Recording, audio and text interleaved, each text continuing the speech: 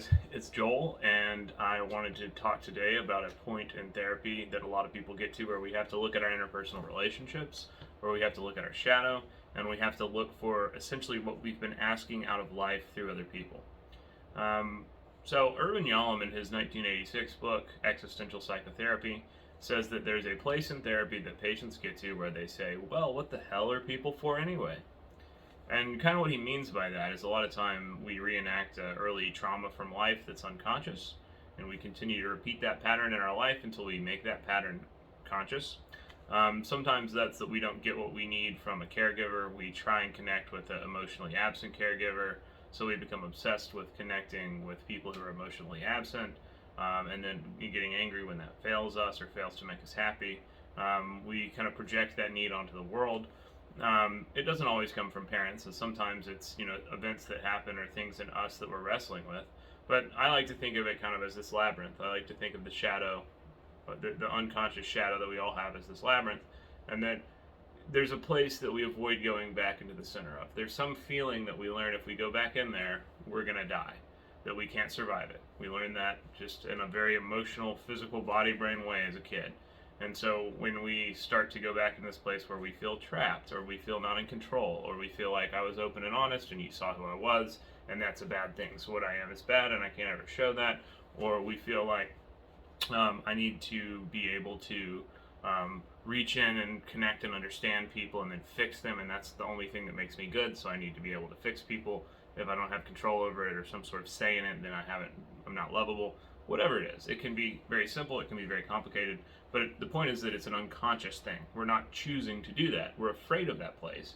And so our life becomes this construction of avoiding that place. And so we're reaching out and we're eating, or we're drinking, or we're socializing, or we're having sex, or we're dating, or we're trying to move up the social ladder and get respect. But what Gollum is talking about there is that we are viewing other people as one thing that we need, and we're trying to get that out of them.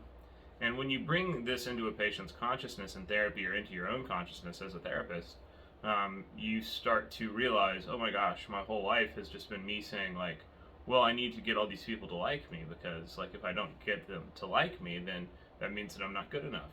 Or I need to get all these people to think that I'm smart and funny, because if they think that I'm smart and funny, then they're never really going to see that I'm bad, or that I'm not good enough or not worth it. Or I need to be able to go out and have sex with all these people, because if they're having sex with me, then I'm useful to them, and they have some connection with me, and they've shown me that they like me, and then I won't be.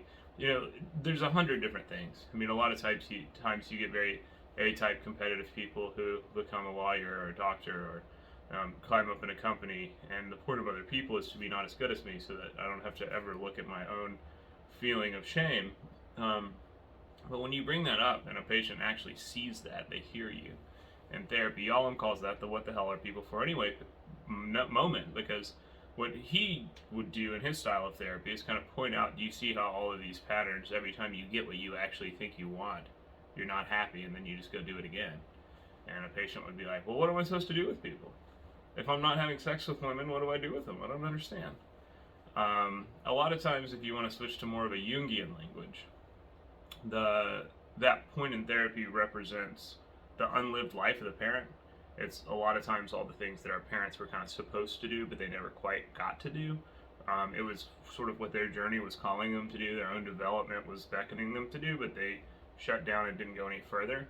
And so the child doesn't even really see that as a problem, because we don't even know it's a possibility. If we're using our parent as an unconscious map, we may know the problems that our parents did and how they damaged us, but we don't see their lack of growth as a problem until we have to confront it as part of our own lack of growth.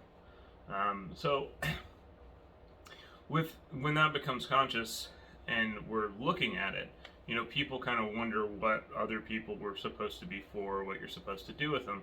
And the answer, of course, is that other people are just who they are. And you're supposed to bring yourself into the world in a way that is honest and open and loving. And if it works out with you and other people forming a relationship, then that's great. And if it doesn't, that's okay. There's nothing wrong with any of you. And you allowing yourself to let other people just be who they are without any sense of control, or without letting it say anything about you, is what lets you authentically be yourself. And so both of these things of controlling other people and really letting yourself be what you should are kind of a related point. I talk about how the shadow is always a paradox, but the thing that needs other people to see you a certain way also is not letting you be what you are. So I think that's kind of an interesting idea. It might be a good reflection to sit for a little bit with what it is that you are essentially asking other people for in your relationships. A good place to start when you're trying to find that is, what do you want other people to see when they see you? How are you trying to be perceived? And that sometimes gets you to the need. I think as a therapist, one of the things that we overlook a lot about ourselves in this profession is that we are all wounded healers. And you don't go into this profession without damage.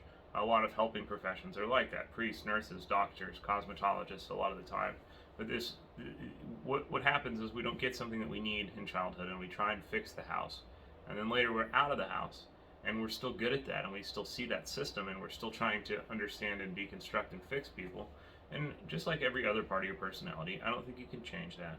But when you're in touch with it, and you're conscious of it, which is hard, it can be effective. And when you're unconscious of it, that's where it's going to damage you, and it's going to damage patients. So it's important that therapists kind of sit with the feeling that other people are not there for us to fix. Patients are not even necessarily there for us to fix. And if that is the kind of rigid lens through which you're seeing the world, that's sometimes where we're trying to give patients something that helped us or that we needed, but it isn't actually what they needed.